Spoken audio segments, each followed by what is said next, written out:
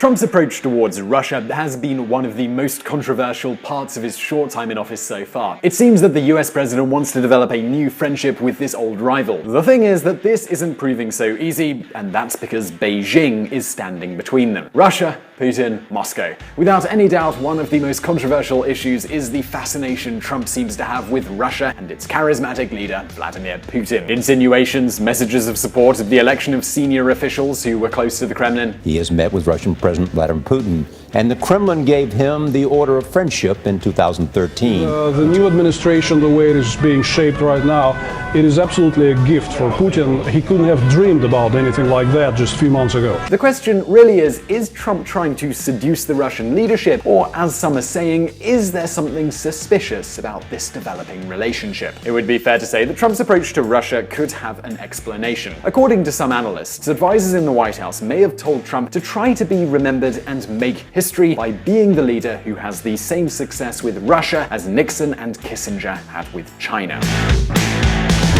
Nixon seduces Mao's China.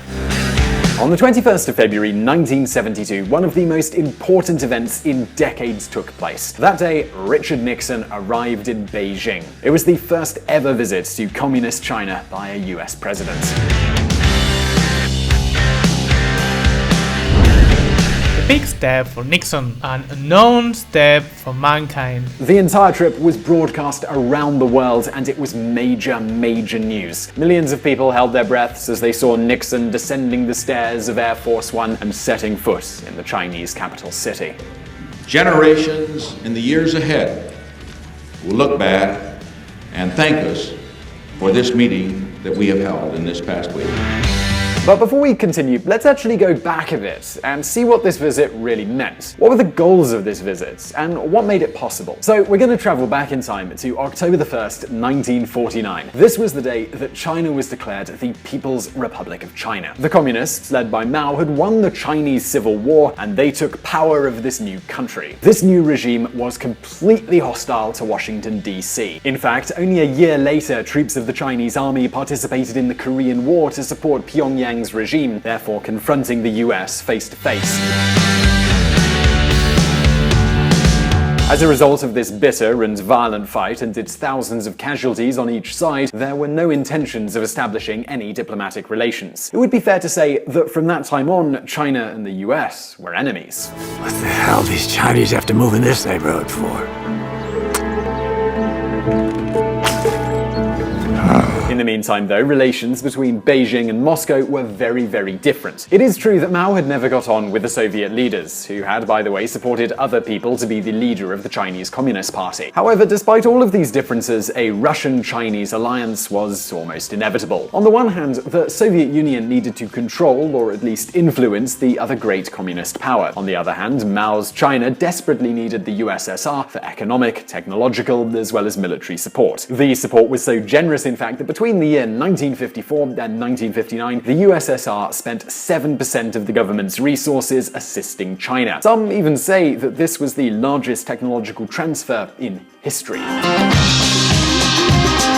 Now, despite all of this, differences started to emerge in almost every part of their relationship, and the alliance got weaker and weaker until, well, it completely broke apart. Relations were getting very tense. First, there was the assault of the USSR's embassy in Beijing in 1967, and then the first armed encounter took place in 1969.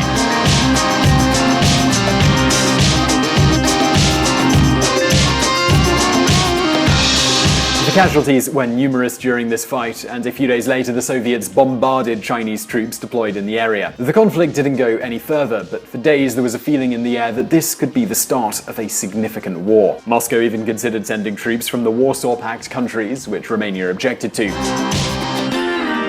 It is also said that in order to prevent a potential nuclear attack by Russia, Nixon contacted Moscow to make it perfectly clear that the US would never accept something like that happening under any circumstances.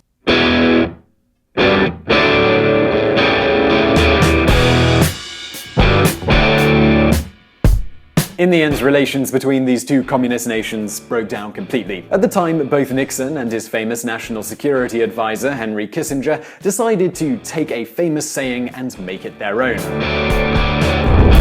The enemy of my enemy is my friend.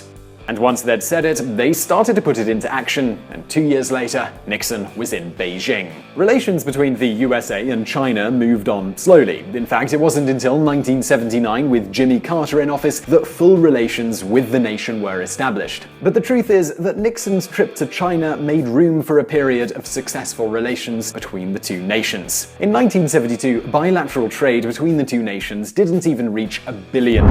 Today, the number is close to $600 billion. The relations have been relatively friendly, and the US also made a solid ally against the Soviet Union during the Cold War.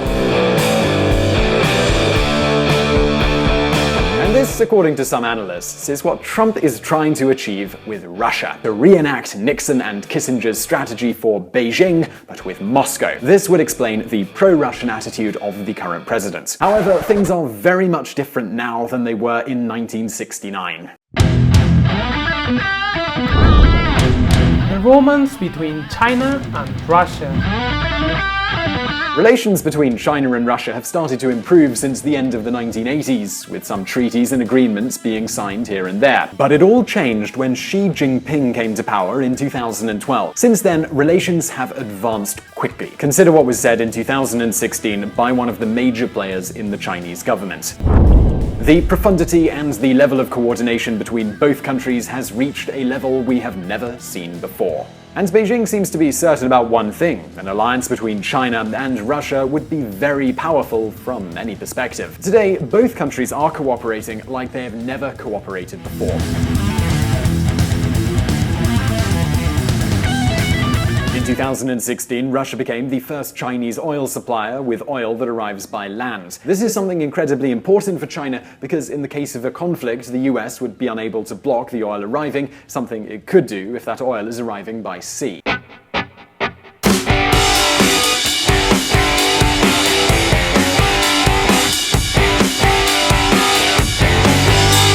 Also, both countries have started to conduct joint military exercises. They've also created economic and technological bonds and have agreed to carry out projects to build infrastructure which will connect both countries. So, how about some examples of this? Well, let's have a look at three. First, the military exercises. Russia and China have begun 8 days of naval drills in the South China Sea. Second, those economic bonds. And third, infrastructure. And for this one, what better example is there than this? After 28 years of talks, construction has finally started on a bridge between China and Russia. But there is more. These two countries have signed important military agreements. China has committed to spending billions of dollars to buy some of the most modern equipment that the Russian army has, such as the S-400 surface-to-air missile and the most impressive weapon in the Russian arsenal, the Sukhoi 35 fighter aircraft. Just have a look at this incredible machine.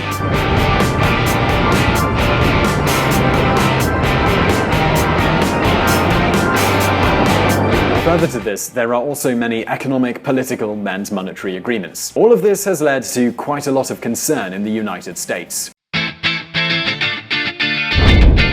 Threats to the Chinese-Russian affair.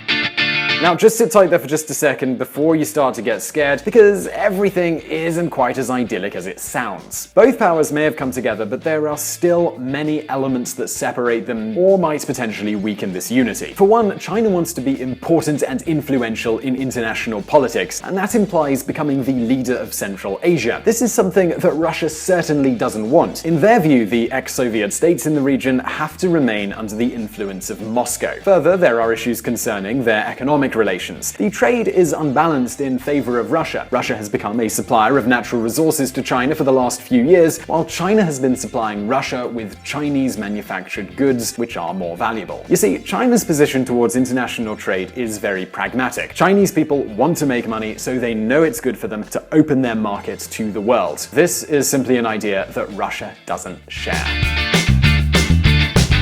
And then there is the issue with some of Russia's partners, like India. Russia is the largest weapon supplier in India, and obviously Beijing doesn't like that at all. So even though these two countries are trying to get closer and are supporting each other against the US, we shouldn't expect a very solid relationship between them. After all, China is eventually going to make a play to become the leader in this relationship, and Russia isn't just going to lie down and accept that. Is Trump's plan a feasible one? To be honest, it doesn't seem very likely that reenacting Nixon's strategy is possible. This is largely because China is going to strongly oppose this relationship. But despite this, if Trump wants to earn the trust of Moscow, he will have to make some concessions which would be difficult to accept in Washington. Elimination of sanctions, giving in on the Ukraine and Syria, the end of the anti-missile shield, among others. Putin is very demanding, and even if a good relationship is established between Russia and the United States, it is not clear whether this alliance would be very effective at actually stopping China. This is one reason why Obama preferred a strategy of surrounding China by reaching agreements with the country's neighbors, India, Vietnam, Malaysia. And in this strategy, the TPP was key, and I say was, of course, because it was one of the first things that Trump blocked when he arrived in the White House. Only time is going to be able to tell whether Trump's strategy is going to work out, but right now, it's not looking very promising. So that's our opinion here at VisualPolitik, and we would now love to know what you think. Do you think a Chinese-Russian alliance is going to be consolidated against the USA, or do you think Trump will succeed in a Nixon-like relationship with Moscow? Let us know in the comments below, and if you did like this video, please do give it a like, it really helps us out, and do subscribe for brand new videos just like this every week. That's on Mondays and on Thursdays, so hit that subscribe button below, and thank you for watching.